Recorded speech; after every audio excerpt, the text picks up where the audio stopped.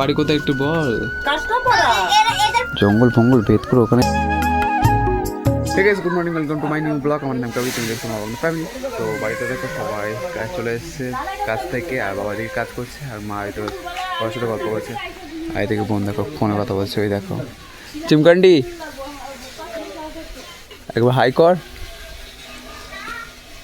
লজ্জা পাচ্ছে। তো চলো গাইস, আমি ওয়াকিংটা শেষ করিনি, যেহেতু ক্যালিপার পড়ে আছে, তো মানে ওয়াকিং করতে হবে আমাকে, এক্সারসাইজ, যেহেতু আমার এটা ডেলি।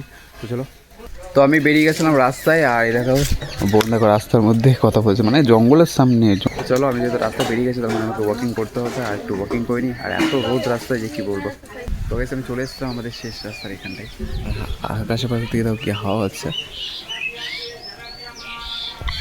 হাওয়া হচ্ছে প্রচণ্ড। আর এখানটায় যে ছাওয়া জায়গা, যেহেতু উপরে বাঁশ গাছ আছে, তো দাঁড়িয়ে থাকতে একটু ভালো লাগে, তাই এখানটায় এসে একটু মানে খুব জোর 2-3 মিনিট রেস্ট নিই, তারপর আবার রিটার্ন যাই। তো গাইস, আমি চলে এসেছি বাড়িতে, আর এদিকে মা দেখো কী নিয়ে দাঁড়িয়ে আছে, ওটা কি দেখো, দেখো শুক্তো নিয়ে দাঁড়িয়ে রয়েছে, বাবা এখানে রান্না করছে। আর আমি এখানে স্নান করবো, স্নানের জায়গায় আমার রেডি হয়ে গেছে। তো চলো স্নানটা করে নিই। যেমনটা দেখতে পেরেছিলাম, আমাদের বাড়ি শীতলা পুজো ছিল, তো আমার মাসি কিন্তু আমাদের বাড়িতে বেড়াতে এসেছিলো, কিন্তু এখন বাড়ি চলে যাচ্ছে।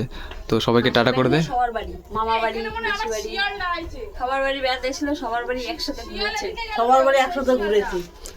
তো মাসি বাড়ি কিন্তু, বাই বাই। তোর বাড়ি কোথায় একটু বল। কাঁচরাপাড়া। তোর মাসি বাড়ি কিন্তু কাঁচরাপাড়াতে।